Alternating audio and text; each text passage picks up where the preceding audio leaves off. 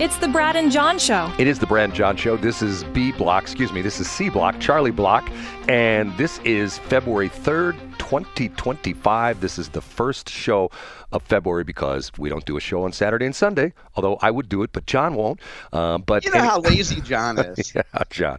Okay, we'll start this off by me saying I've made this comment before, and this is another thing where John and I disagree on, okay? Not-for-profits and how much the head person at not-for-profits makes, okay?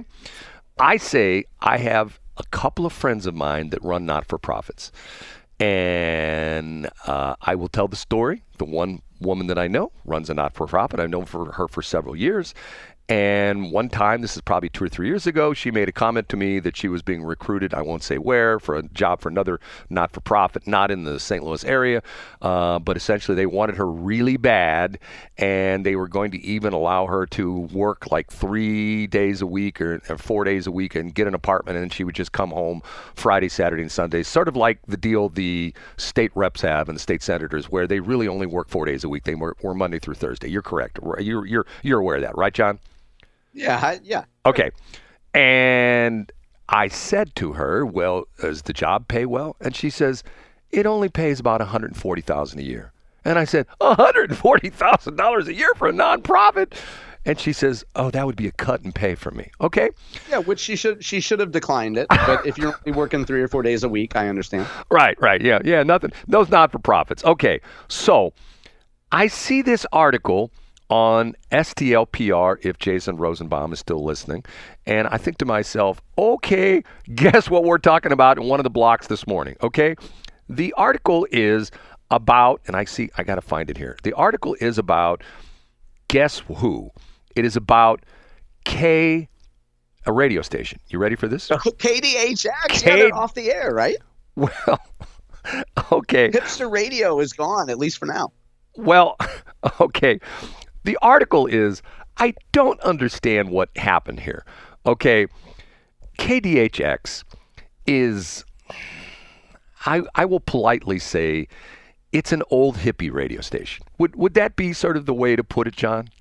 Absolutely, and that's Pete. We talked about Pete Parisi last week, and he used to rail against Double Helix, right, which I believe used to do public access television. But yeah, so KDHX is like Double Helix. Yeah, so they're a bunch of old hippies, like the kind of people that talk about veganism with a straight face. They'll probably tell you that you shouldn't have red dye number 40, like all that other crap. Right. Okay, KDHX started 88.1, and I know more history than I should know about KDHX, to the point where it left a bad taste in my mouth because they impacted the station that I worked at. My very first radio station I ever worked at was KCFE of Florissant Valley Community College. In a second life, I came back there and I was teaching up in Flo Valley. And interesting, they had a situation where their engineer was killed in a freak accident, not at the radio station, but working on another radio station, killed in a freak accident. And they asked me if I would fill in as an engineer for the radio station. 14 years later, I was still engineering KCFE. Okay, and at one point in time, they had a chance to upgrade the license, and the people who ultimately have now had 88.1 essentially said, because that used to be the Clayton High School frequency, 88.1. Long story made short, they pulled a power move against the St. Louis Community College Board of Trustees, and the St. Louis Community College Board of Trustees folded and said, okay, you can have that 88.1 license, which ticked me off to no extent. But that's the start of it. So if you know your history, KDHX was started by a bunch of people that used to work at KDNA. Do you know this story, John? No, I don't. KDNA was 102.5, and KDNA was the very first hippie radio station. At the time, it was a commercial radio station, but it was run as a non-commercial station. They had 102.5, and it was a hippy-dippy radio station where people literally lived at the radio station. Their morning show was, hey, Jim, good morning, and Jim had just slept in like the a other commune. Right. It was a commune. Exactly, that's what it was, and he just slept in the other studio. So, and there was a guy, Jeremy something or other, who owned the license, and once upon a time, a company called Heftel Broadcasting came along and said, hey, we'd like to put a beautiful music station on, and we'd like to change the call letters. We'll give you $3 million. And, Jeremy, the hippie, who was anti-disestablishmentary and didn't want money, all of a sudden say, hey, I'll take your $3 million. Here's a license. So a bunch of disenfranchised KDNA people. You didn't know this story, did you? course not. A bunch of this disenfranchised people decided they were going to put a radio station on, KDHX. Sort of the very similar story to WCBW, what is now Joy 99, where a bunch of people were ticked off because of the fact they sold the station and they'd vowed to get another station back on the air. Okay, so somewhere along the line, they decide to make all these changes because they used to have a small studio down in Tower Grove area or something like that, down in South City. So they had to move to the Grandel District, the Fox Theater District, whatever they call it.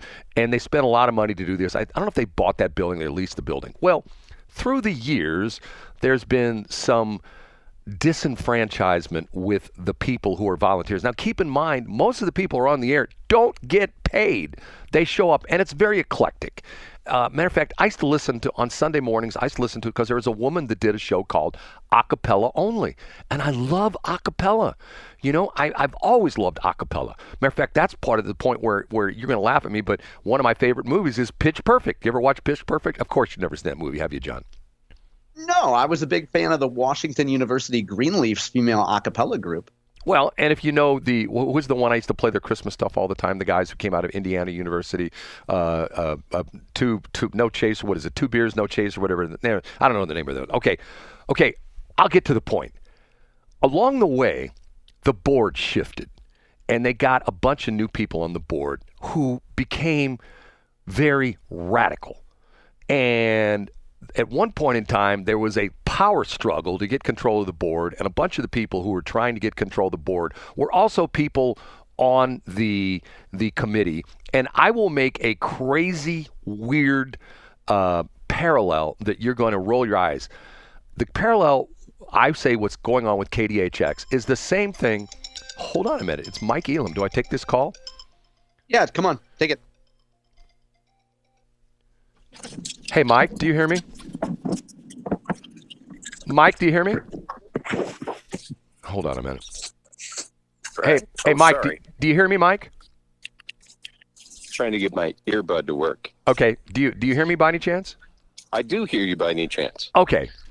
We had, and I appreciate the fact you're calling me. Do you know what I'm calling you about? No. Earlier this morning, we had Bill Eigel come on and say he's officially running for county executive in St. Charles County. Yeah, he called me last night and let me know. So this is no news to you then, correct? No. Okay. This is no news to anybody, is it? I mean, didn't we all, haven't we known this since he lost governor? Hey, well, Brad, have you told Mike he's live on the air? Hey, by the way, Mike, you know you're live on the air, correct? Right. I hear John in the background. Sorry, I'm just taking my trash out.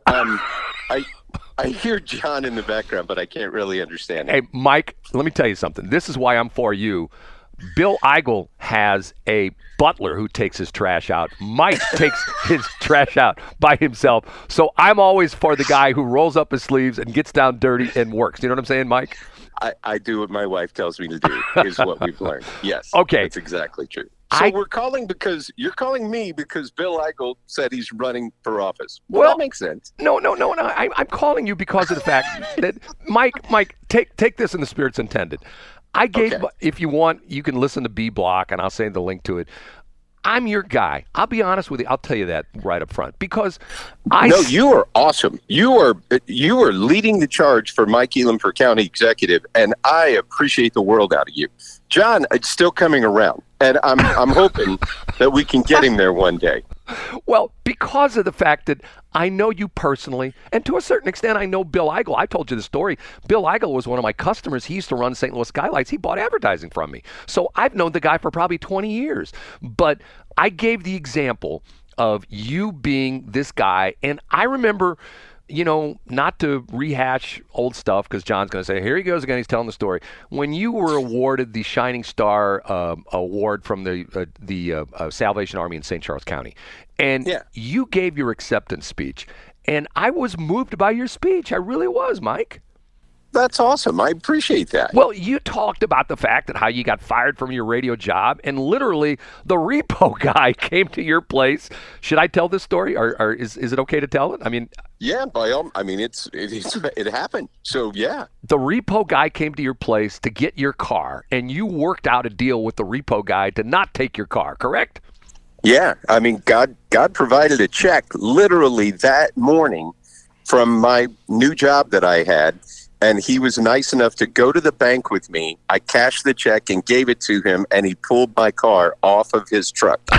Now, see, that is a story I like because my favorite people are always the people that have this horrendous backstory who didn't crawl into a corner and get into the fetal position, but instead moved forward, charged ahead, changed things in their life, and became a success. And to me, that's you. Well, I appreciate that, but I would say I don't know that I have a horrendous backstory. I mean, everybody goes through challenges, and the majority of people, especially I would tell you in this county, they do exactly what you're talking about. I mean, they get up, they're responsible for themselves, they do their own thing. That's why we're the healthiest county in the state of Missouri, because people take responsibility for themselves in St. Charles County. They don't rely on the government to do it. So I think the majority of people out here, and probably around the country, but the majority of people out here for sure, take responsibility for their own lives, and they get up and they do what needs to be done to succeed in life. Now, Mike, when we talked about you on the air in the last block, I mentioned the fact that when you ran for re-election in the current term you're in, you ran against Tony Jr., and he sort of came out of nowhere and sort of surprised you because he almost beat you, didn't he? He did, yeah. I mean, he had the backing of Senator Eigel. He had the backing of Senator Schroer. He had the backing of Senator Onder. He had a PAC that was gathering money together that ran against him as well. And it seemed like I had all of Western St. Charles County coming after me. Now, and I made that comparison. Do you think that's going to be the same situation again with the county executive race? No. I think you're going to have some very obvious choices of the people who are running. I have no issues with Bill Eigel. I really don't. Bill's just a different person than I am. He approaches things differently than I do. But that's going to be a clear contrast. I mean, it's kind of like what you had in this presidential election, right? Between Trump and Biden or Trump and Harris, these were clear comparisons that you go, okay, that person's going to go this direction and this person's going to go this direction. And that's going to be pretty clear for the people of St. Charles County to figure out what direction that you want to do. I mean, I'm more of that guy who's going to work with our mayors. I'm going to work with our superintendents. I'm going to work with all the folks who are stakeholders in our community and try to bring us all together to row in the same direction. Bill doesn't have that history of playing well with others, but he's one of those guys who's going to run through a wall. So if you want that, he's going to be your guy. If you want somebody who's going to bring up where we differ and how we don't see things the same way, then he's your guy. If you like that controversial guy who has really tapped into the I'm mad as hell and I'm not going to take it anymore crowd, that's him. If you want somebody who's been working in county government for over the last decade and you like where St. Charles County is, I'm your plug and play guy. I mean, we're going to keep things rolling the way that we're rolling. I often refer to the big rocks that you need to have the stability to be successful. We have in place in St. Charles County. And it's not by accident that those big rocks are in place. We have a firm foundation to build on for whoever wins county executive. It just depends on if you like the direction that we're in right now. I'm your guy who's been there for the last decade getting us to where we are. If you don't, perhaps you should go with someone else. Mike, that's why I like you. Boy, what a very eloquent way to put it. Hey, I appreciate you calling in, and like I said, I didn't mean to catch you off guard, but you already knew because he called you last night. At least he called you last night. He could have painted like something on your mailbox or something like that, or he could have gotten a gas can and written like the words "I'm running for county executive," and then lit it on fire in your lawn. But he didn't do that, did he? No, Bill was very respectful, and I want to be respectful for him, and I appreciate him doing that. Like I said, I got nothing bad to say about Bill. We're just different people, and we're going to approach the job differently.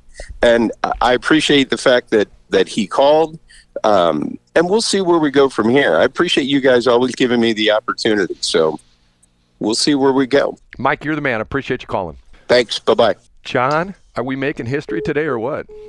Brad, you have done a fantastic job getting these folks on the line. Well, but here's the interesting thing. Low budget operation, no producer. I'm flying blind. I'm making calls, taking calls live on the air. You know, Tracy would. Hey, it was great, and you know what? No, we're not going to talk about Tracy, Brad. We're not going to do that. We're not going to do that today. We've mentioned her once already, and that's plenty. That's enough for the month. The plan, it looks like, by Mike Elam is exactly what we talked about in B Block, Brad, which would be that he's going to run that steady hand. I like he used the phrase plug and play. If you like what's going on in St. Charles County today, he's your plug and play guy. And I thought it was great that he quoted, actually, Brad, your elementary school report card comments when he said that Bill Eigel doesn't play well with others. Well, which is exactly what every teacher said about you. And that's what I still get. Yes, that's interesting. You know what?